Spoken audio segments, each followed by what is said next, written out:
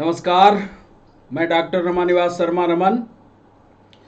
YouTube पर science और technology का यह महत्वपूर्ण सेशन क्लासिफिकेशन ऑफ एनिमल्स लेकर के बच्चों आपके सामने। आज बारी है प्लेटी हेलमिंथिस की, यानी चपटे क्रिम की। जैसा कि आप चित्र पर देख रहे हैं, एक क्रिम बना हुआ है जो पूरी तरह से चिपका हुआ है। आज बात करेंगे उसी क्रिम की, कैसे इन चपटे कृमियों को क्लासिफाई किया गया, और इसी पर बात करते हुए आगे बढ़ें। इसके पहले हम आपसे बताना ये चाहते हैं कि आपने पिछले वीडियो को अच्छी तरह से पढ़ लिया होगा, और यदि आपने पढ़ लिया होगा तो ये वाला सेशन जो होगा इस पर आज हम आपसे 6 से 7 सवाल पूछेंगे भी। प्लेटी हेलमिंथिस को ध्यान से इसलिए पढ़िएगा क्योंकि इस पर भी आज ऑब्जेक्टिव सवाल हम पूछेंगे आपसे। तो प्लेटी हेलमिंथिस पर सेशन की शुरुआत करते हैं और बताते हैं कि प्लेटी हेलमिंथिस को एक और नाम से जानते हैं, जिसको तंतु जीव के नाम से भी बायोलॉजी की भाषा में कहा जाता है। अब तंतु के जीव या तंतुवत जीव क्यों कहा जाता है? क्योंकि इनकी रचना जो होती है वो तंतु के आकार की होती है, इसलिए तंतुवत जीव भी इनका नाम है। तो आप चाहे कहें इसको प्लेटी हेलमिंथिस, चाहे कहें तंतुवत या फिलामेंटस जीव, जैसा भी चाहें, या कहें चपटे क्रिम, सबका नाम एक जैसा ही होगा। तो आइए शुरू करते हैं प्लेटी हेलमिंथिस। शुरुआत करें प्लेटी हेलमिंथिस।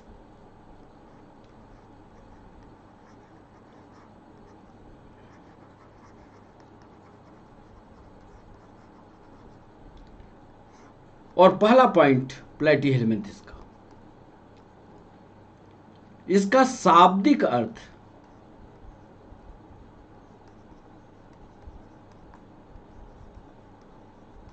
प्लेटी हेलमिंथिस का शाब्दिक अर्थ चपटे क्रिम या फ्लैट वार्म कहा जाता है। चाहे तो इसी बात को प्लेटी का मतलब होता है फ्लैटी या चपटा, और हेलिमिंथ का मतलब होता है क्रिम या बार। यानी इसको फ्लैट बार्म इसलिए कहा जाता है क्योंकि ये प्लेटी हेलमिंथ या चपटा है, इसीलिए इसको फ्लैट बार्म कहा जाता है। एक दूसरा पॉइंट जो ऑब्जेक्टिव में पूछा गया, इनका दूसरा नाम क्या है? एक तो प्लेटी हेलमिंथ या फ्लैट बार्म, और दूसरा जो नाम आप इसमें बता सकते हैं कि इनको तंतुवत जीव भी कहते हैं। तंतुवत जीव, ये भी इनका नाम है। अंग्रेजी में चाहें तो इसको लिख लें फिलामेंटस एनिमल कहलाते हैं।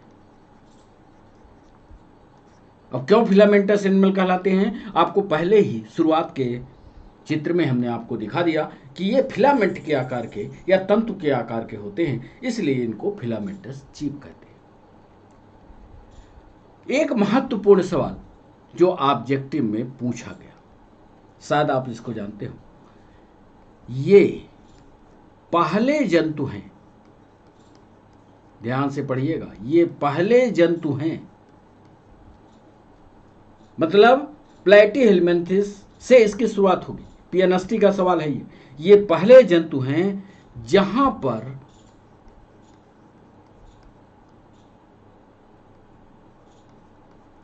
तीन स्तर का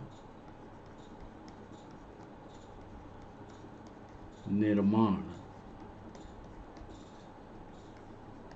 दिखाई देता है। अब ये तीन स्तर क्या? तीन स्तर के विस्तार से आगे हम बात आपको बताएंगे। इसके पहले बता चुके हैं, कोई भी शरीर की जब रचना होती है तो एक बाहर की लेयर, एक अंदर की लेयर और एक बीच की लेयर बनती है। तो जो बाहर वाली होती है वो एक्टोडर्म, जो अंदर वाली होती है वो एंडोडर्म, और जो बीच वाली होती है वो मेसोडर्म कहलाती है। इसके पहले जब तक हमने सीलेंट डेटा की बात की थी तो एक्टोडर्मिस और गैस्ट्रोडर्मिस की बात की थी। अब यहां पर जब हम पहुंचे प्लैटीहेलमिन्थेस में तो यहां 3 स्तरों का निर्माण करेंगे।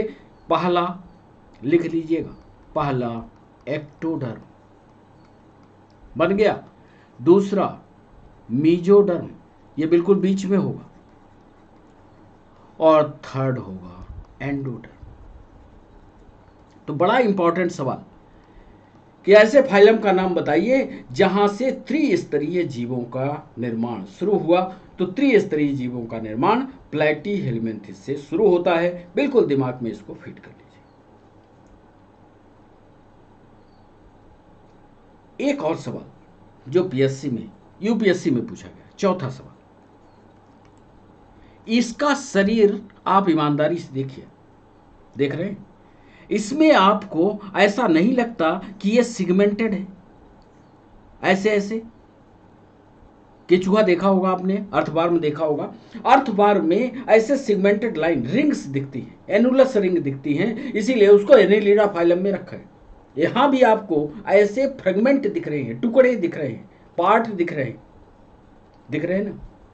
लेकिन बच्चों ये पार्ट सिर्फ ऊपर से दिख रहे हैं, इसके अंदर बॉडी पार्ट में ऐसा सेपरेशन नहीं है। ये सिर्फ डिजाइन ऊपर की तरफ दिख रही है। इसलिए प्लैटीहेलमिन्थेस में ये जो संरचनाएं हैं सिर्फ ऊपर से दिखती हैं, अंदर नहीं दिखती। इसीलिए इन जंतुओं को फॉल्स क्लाज वाले जंतु कहा जाता है, झूठे सिगमेंट वाले जंतु कहा जाता है, फॉल्स क्लाज। याद कर लीजिएगा।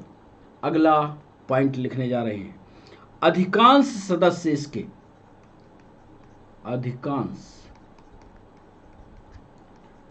सदस्य परजीवी है। एक पॉइंट तो ये नोट करिएगा कि अधिकांश सदस्य इसके परजीवी हैं। बाहर से देखने पर, जो हमने बात बताई, बाहर से देखने पर शरीर खंडित दिखता है, दिख रहा है, खंडित दिखता है, पर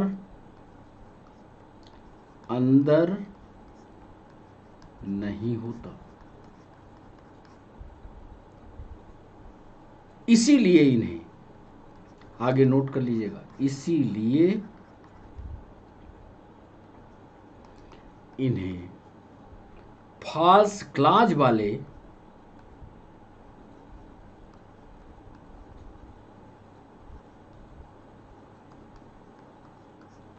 जंतु बोला जाता है।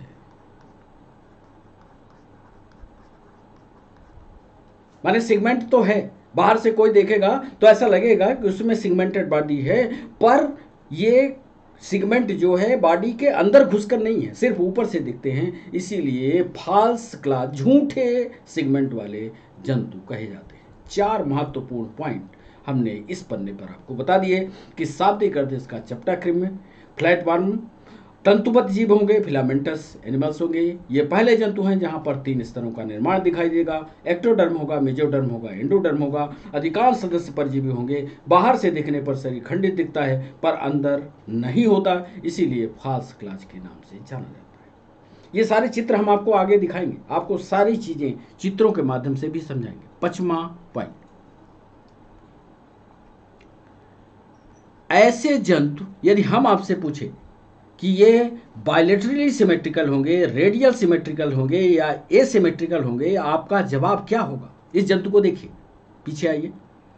इस जंतु को यदि बीचों बीच से काट दिया जाए, मतलब यहां लंबाई से काट दिया जाए, यहां से ऐसे फाड़ दिया जाए बीचों बीच, तो 2 बराबर भाग हो जाएंगे।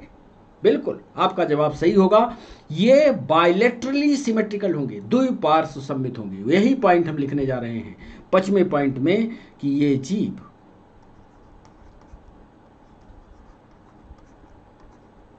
द्विपार्श्व सममित या बायलेटरल सिमेट्रिकल होते हैं। चलिए, बायलैटरली सिमेट्रिकल दिखाते हैं। और छठवां महत्वपूर्ण, परजीवी होते हैं। अब परजीवी होते हैं तो कहीं ना कहीं होस्ट पर अपना जीवन निर्वाह करेंगे, अपने से कुछ नहीं करेंगे, चलेंगे भी नहीं, फिरेंगे भी नहीं। तो एक विशेषता चाहिए परजीवी के लिए, और सबसे बड़ी विशेषता होती है ये क्या चलता होगा? चलता नहीं होगा। तो ये चलता नहीं होगा तो इसके पास आंख भी नहीं दिख रही है, कान भी नहीं दिख रहा है, चल भी नहीं रहा है, पैर भी नहीं दिख रहे हैं, तो इसके पास कोई विशेष चीज होगी, और विशेष चीज वो होती है चूसक, सकर। सकर का पाया जाना परजीवी का लक्षण है। आगे हम लिखने वाले हैं अगले पॉइंट में, छठवां पॉइंट। यहीं से पहले सकर वाला लिख लीजिए, चूसक, सकर्स जरूर उपस्थित होते हैं,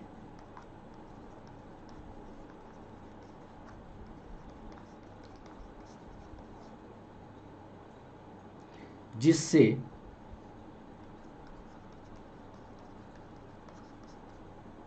अपने होस्ट से, होस्ट मतलब वही जिसके ऊपर ये अपना जीवन निर्वाह करते हैं, अपने होस्ट से अच्छी तरह चिपक जाते हैं।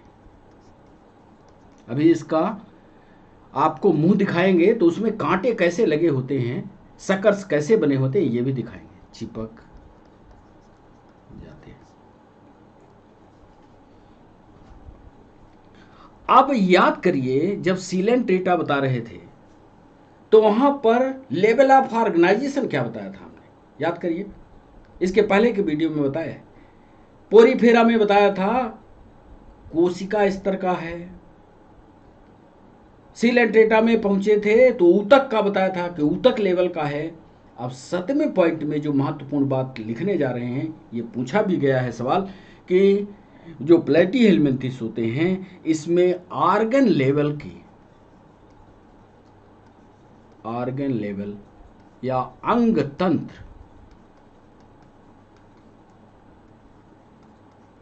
का विन्यास पाया जाता है।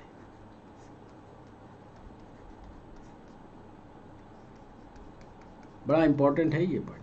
मतलब यहां से अंगों के निर्माण की प्रक्रिया शुरू हो गई, अंग बनने शुरू हो गई। अभी तक आपको हाइड्रा याद आता होगा। हाइड्रा कोई एक कोशिका होती थी जो भोजन को ग्रहण करने के, पाचन करने का काम करती थी। अब यहां पर कई कोशिकाएं मिल जाएंगी, ऊतक का निर्माण हो जाएगा। ऊतक के निर्माण के बाद अंगों का निर्माण बनना शुरू हो जाएगा। एक सवाल पूछा गया कि इनमें उत्सर्जन के लिए क्या कोई विशेष अंग होते हैं? है आपके पास जवाब? सोचते रहिएगा, आगे के पॉइंट में हम बता देंगे। तब इसके पहले हम आपको 8वां पॉइंट बता दें। 8वां पॉइंट महत्वपूर्ण है कि इसमें, इसके शरीर में, अभी आप हाइड्रा को याद करिए। हाइड्रा का जब हमने चित्र बनाया था तो ऐसा करके ऐसा बना दिया था, और इसको कहा था कि ये कैविटी है, ये बॉडी कैविटी या देह गुहा है, और इसका नाम रख दिया था आर्केंट्रा। याद आया? बिल्कुल याद आया। अब यहां पर चूंकि अंगों का निर्माण शुरू हो गया, तब ये गुहा जो है अंगों से भर जाएगी, अंग बन जाएंगे यहां। तो गुहा होगी कि नहीं होगी? आपका जवाब 8वें पॉइंट में लिखिएगा, बॉडी कैविटी नहीं होगी।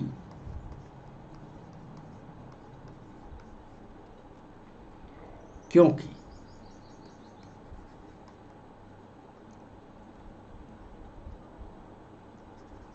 इन गड्ढों में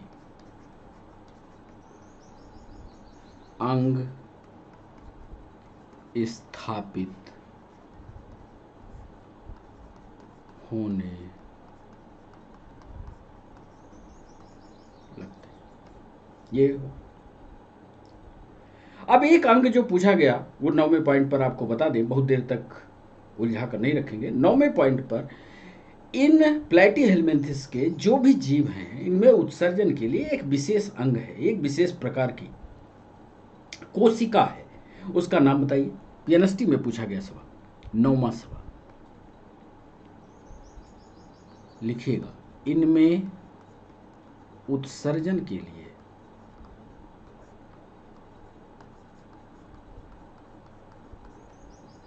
फ्लेम सेल्स पाई जाती हैं। फ्लेम सेल्स, या इन्हीं को हिंदी में ज्वाला कोशिका कहते हैं। फ्लेम माने ज्वाला।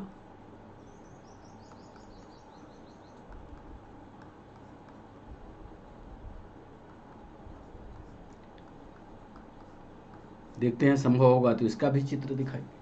तो फ्लेम सेल्स का पाया जाना इस फाइलम का एक महत्वपूर्ण लक्षण है। फ्लेम सेल्स उत्सर्जन के लिए बॉडी कैविटी नहीं होगी, क्योंकि अंग स्थापित हो गए, आर्गन लेवल का बॉडी विन्यास पाया जाएगा, यानी अंगों का निर्माण शुरू हो गया। चूसक जरूर होंगे, क्योंकि ये अपने होस्ट से चिपकेंगे, होस्ट इनको निकाल कर बाहर ना कर दे, इसके लिए होस्ट का पाया जाना जरूरी है। ये बायलेटरली सिमेट्रिकल होंगे, बीचों बीच इनको काट करके 2 बराबर भागों में आप बांट सकते हो। अगला 10वां पॉइंट, फ्लेम सेल्स का पाया जाना इसकी विशेषता है। इसकी बॉडी कैविटी में जहां पर अंगों का निर्माण होता है, इसको कहते क्या है? एक ये भी सवाल पूछा गया, बॉडी कैविटी को क्या बोलते हो? वहां पर तो आपने आर्केंट्रॉन कहा, जहां अंगों का निर्माण नहीं हुआ था। लिखिएगा, बॉडी कैविटी को सीलोम कहते हैं। पढ़ लीजिएगा, सीलोम, COELOME, सीलोम, बड़ा इंपॉर्टेंट है।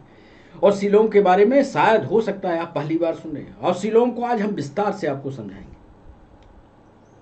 सीलोम कैसे बनती है, किन जंतुओं में बनती है, और सीलोम शब्द का कब इस्तेमाल करते हैं। सीलोम शब्द को आप देख रहे हो, हम यहाँ आर्केंट्रॉन नहीं कर रहे हैं, कोई और कैविटी का नाम नहीं दे रहे हैं। बॉडी कैविटी में अब जो गड्ढा बना उसको सीलोम कह रहे हैं, और सीलोम तब बना रहे हैं जब एक्टोडर्म है हमारे पास, मेसोडर्म है हमारे पास, एंडोडर्म है, यानी तीनों लेयर हैं हमारे पास, तब जो कैविटी बनती है तब उसको सीलोम कहते हैं। जिन जंतुओं में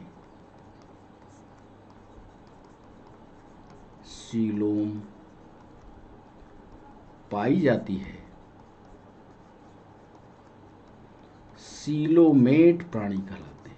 सीलोमेट प्राणी कहलाते हैं। जिनमें नहीं पाई जाती वे एसीलोमेट प्राणी कहलाते हैं। मतलब सीलोमेट और A for absent, A coelomate, याद रखिएगा दोनों, जिसमें सीलोम होगी।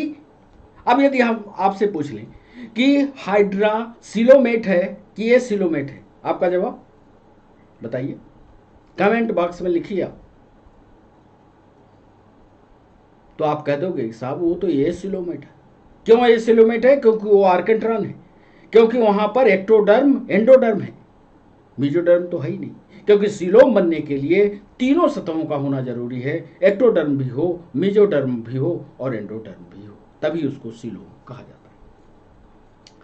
हम एक उदाहरण आपको दे दें लिख करके कि कितने फाइलम में सीलोम होगा और कितने फाइलम में नहीं होगा, ये आपको लिख करके बताना चाहते हैं। आप लिखिएगा, एनिलिडा, 10वां पॉइंट है, एनिलिडा, आर्थ्रोपोडा,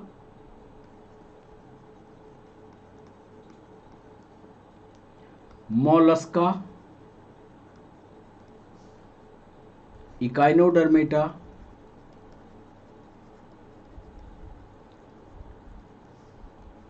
और कार्डेटा, ये सब के सब सीलोमेट प्राणी, यानी ये कह सकते हैं यहां कि ये ट्रिप्लोब्लास्टिक है।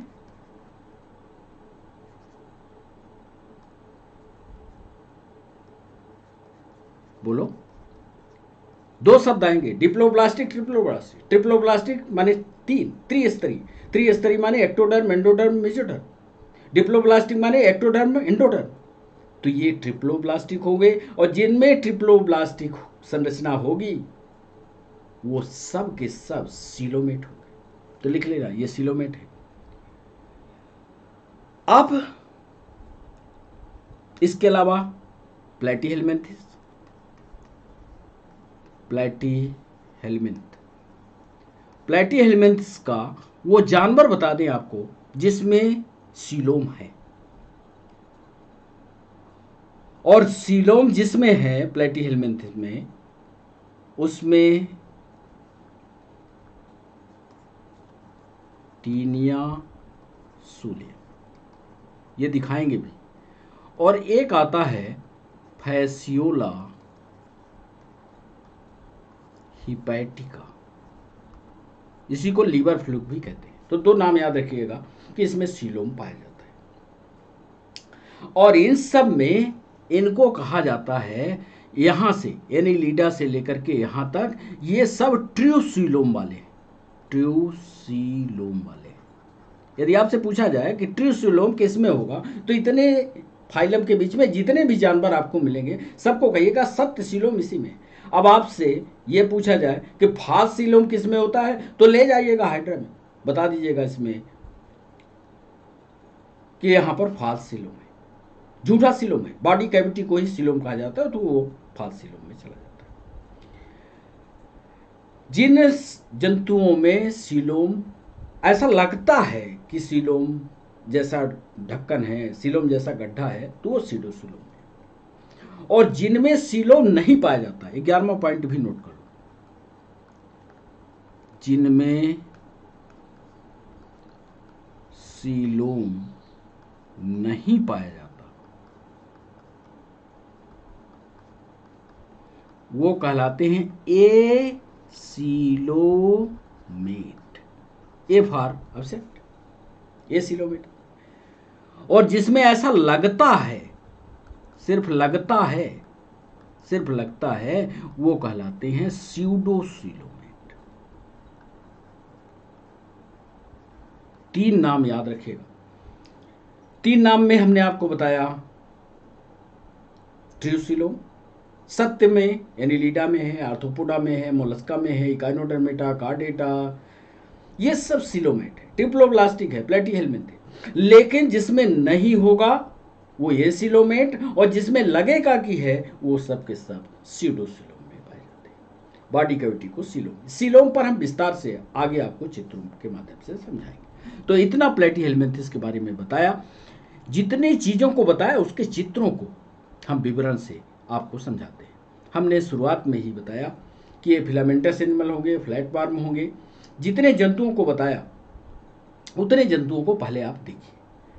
टीनिया सोलियम या फीता क्रीम को यहाँ भी दिखा रहे हैं, आगे भी दिखाएंगे। ये फीता क्रीम है, चपटा है, इसलिए फ्लैटवर्म है। आगे दूसरा एक चित्र हमने पेश किया, ये है लीवर फ्लू।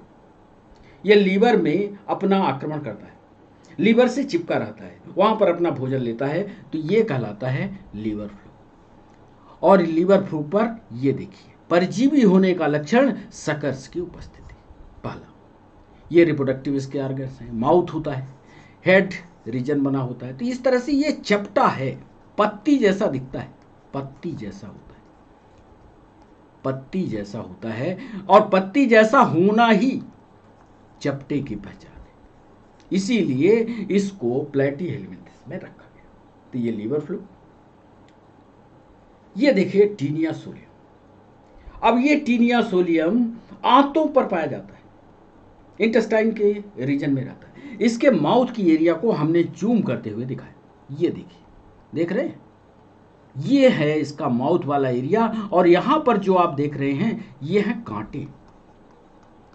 यही कांटे ये इंटेस्टाइन की दीवार पर बोर कर देता है, और बोर करके वहां पर छेद बना देता है। तो जब इंटेस्टाइन में खाना जाता है, जैसे मान लो ये आपकी इंटेस्टाइन वाली ये दीवार है, ठीक।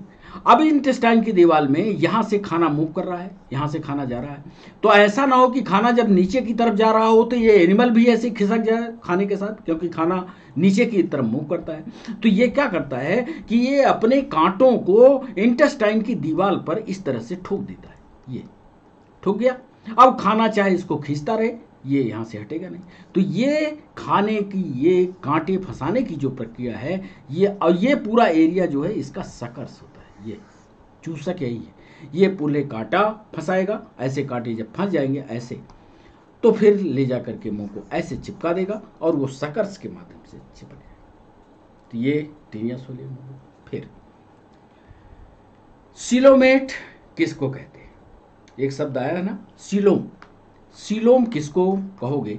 जब तक ये फंडामेंटल आपका क्लियर नहीं होगा तो आपको रटना पड़ेगा। सिलोम हम समझा देते हैं।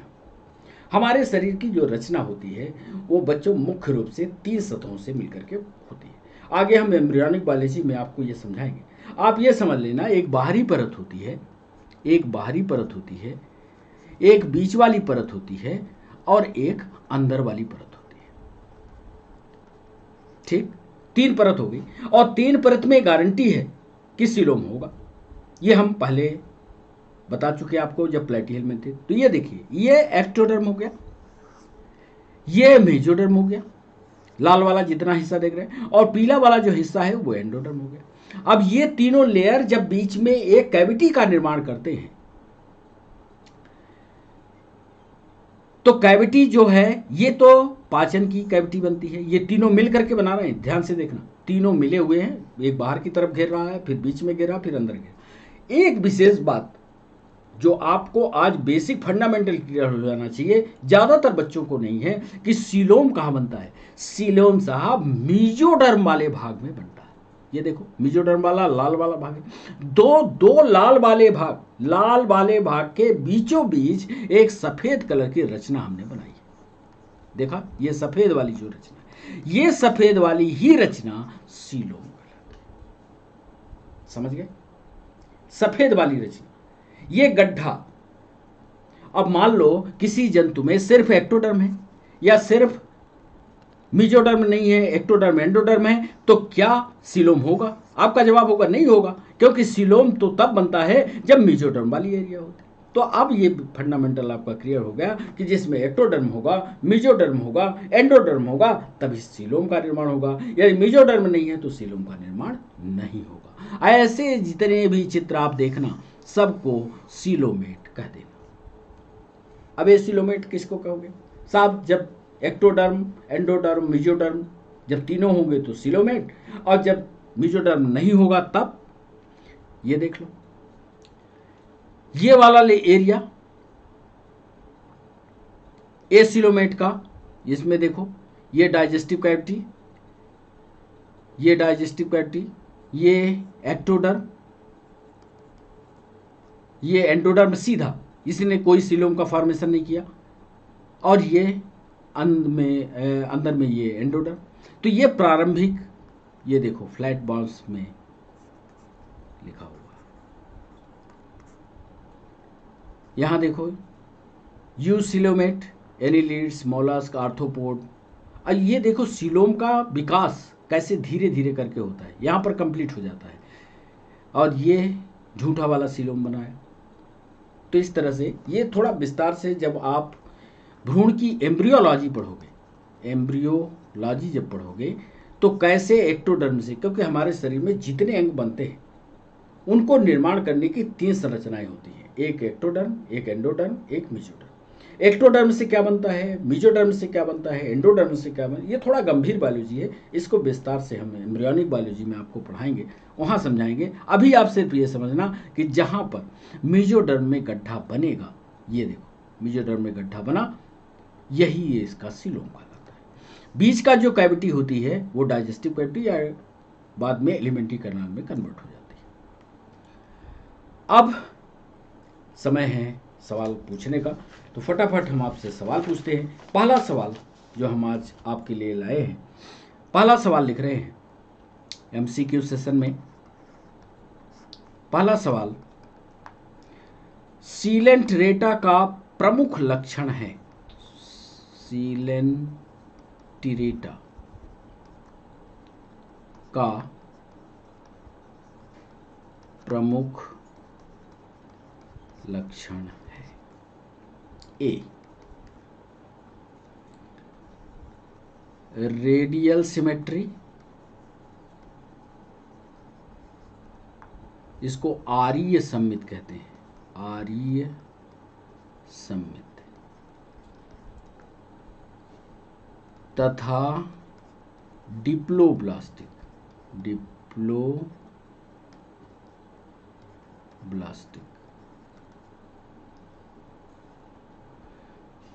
इसको हिंदी में द्विस्तरीय कहते हैं, द्विस्तरीय।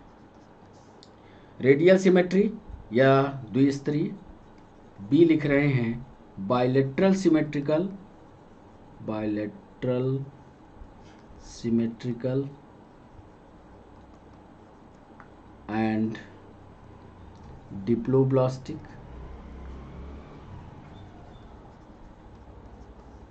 सी लिख रहे हैं radial symmetry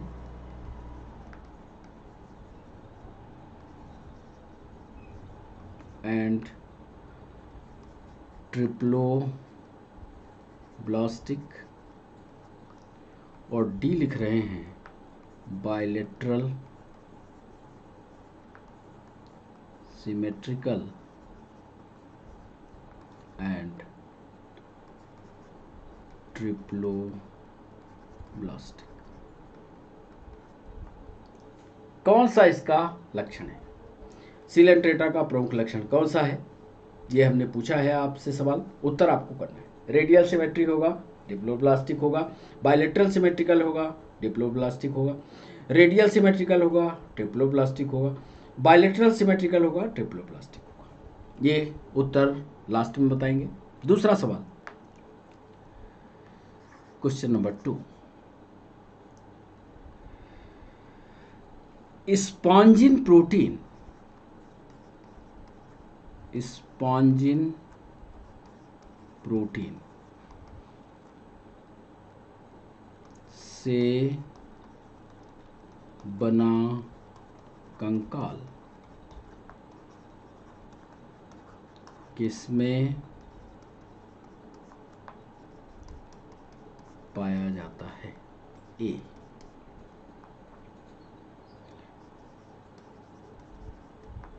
bath sponge, B, hydra, सी, ओवेलिया, डी, टीनिया सोल। ये दूसरा, स्पॉन्जिन प्रोटीन से बना कंकाल किस में पाया जाता है? तीसरा सवाल,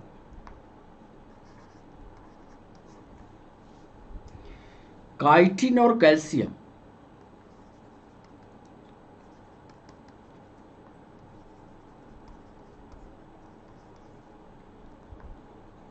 का कंकाल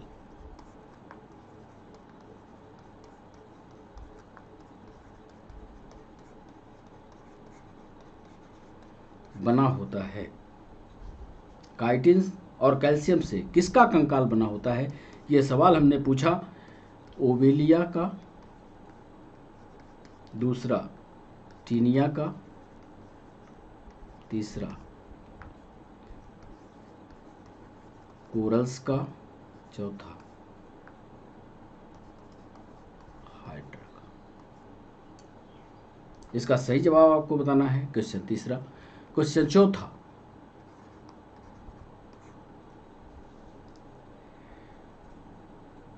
अलैंगिक रूप है, एसेक्सुअल फॉर्म एच, ए Medusa, B polyp, C both, D none. फिर 5वां सवाल,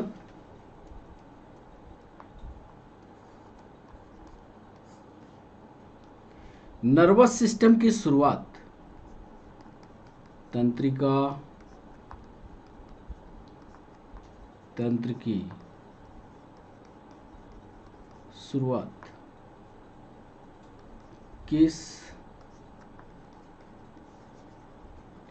फाइलम से मानी जाती है? ए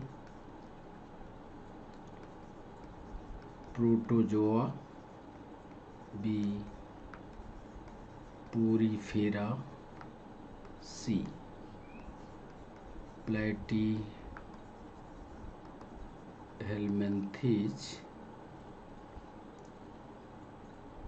डी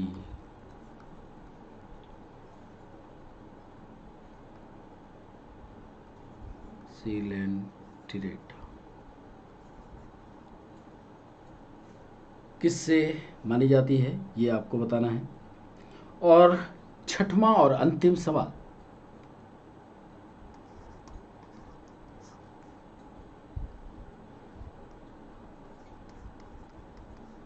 ट्रिप्लोब्लास्टिक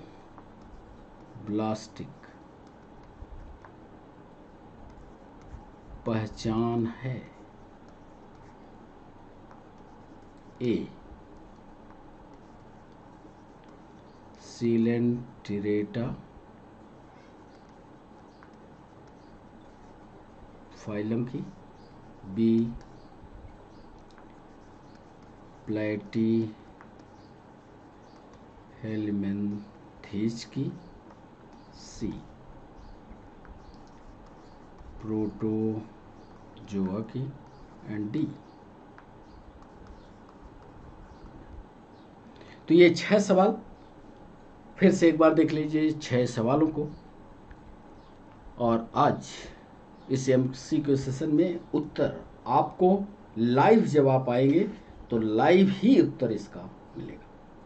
लाइव में आप हमें बताएंगे कमेंट बॉक्स में, और कमेंट बॉक्स के समय यदि आप लाइव आए तो आपको सही उत्तर मिलेगा, अन्यथा आपको ढूंढना पड़ेगा। तो सीलेंट्रेटा का प्रमुख लक्षण कौन सा है? रेडियल सिमेट्री है, बायलेटरल सिमेट्रिकल है, रेडियल सिमेट्रिकल है, बायलेटरल सिमेट्रिकल, ट्रिप्लोब्लास्टिक है। दूसरा सवाल, स्पॉन्जिन प्रोटीन से बना कंकाल किसमें पाया जाता है? तीसरा सवाल, काइटिन और कैल्शियम का कंकाल बना होता है किसमें, किस जंतु में? चौथा सवाल, अलैंगिक रूप है। पांचवा सवाल, तंत्रिका तंत्र की शुरुआत किस फाइलम से मानी जाती है? और छठवां सवाल, ट्रिप्लोब्लास्टिक पहचान। तो आज के सेशन को बच्चों यहीं समाप्त करते हैं। सब्सक्राइब करना और लाइक करना मत भूलिएगा, ताकि हम लाइव सेशन में आपके साथ आ सके। थैंक यू का पेज आज तो नहीं लगा पाए, कोई बात नहीं, हम थैंक यू आपको लिख देते हैं।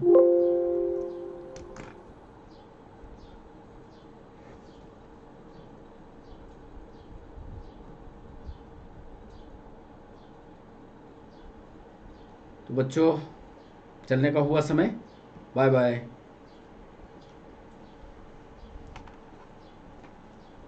थैंक यू लिख ही दें, थैंक यू इधर लिख रहे हैं। सवालों को करिएगा ज़रूर और फिर हमें आंसर भेजिएगा। बाय बाय, नमस्कार।